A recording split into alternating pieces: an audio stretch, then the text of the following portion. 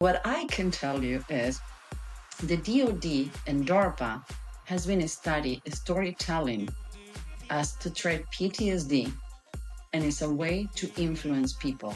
But most important, influence to yourself. There's a really good book called The Secret Life of Pronouns, where they talk about PTSD and trauma. And they realize that when the people can do storytelling by writing, when you put the story in a paper, it's less heavy. And when you can review the story.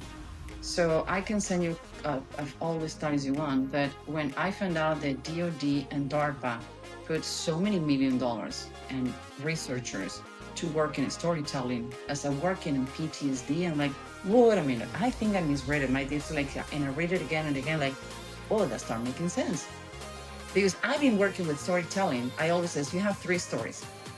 Your story, Eric, my story, and the story that we today wrote together. And if from all the millions of people, or 100 people you have in your audience, we change one thing, that is the 3rd story we wrote. And you don't have any right to keep your story to yourself. You need to pair with somebody else's story to make a 3rd story to change somebody's life. That is what storytelling is.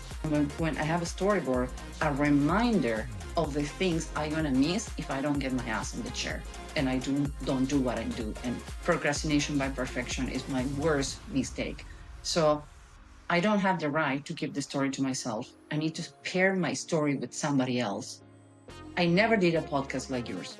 And I don't want to be offensive, but in another point in my life, this will be too much wushu for me, until I understand that if you and I were put in the same place from the person that we were placed, it's a meaning. It's because a 3rd story we need to be writing, and we don't have the right to stop that story to happen. A reminder that those stories need to be writing, and those stories need to be helping someone. And you're gonna need to write your own story in your own path. Nobody can tell you what, how, when, where, nothing. It's your own story. But until you don't make mistakes, until you don't fall on the ground and bleed the nose, you're not gonna know what is the path.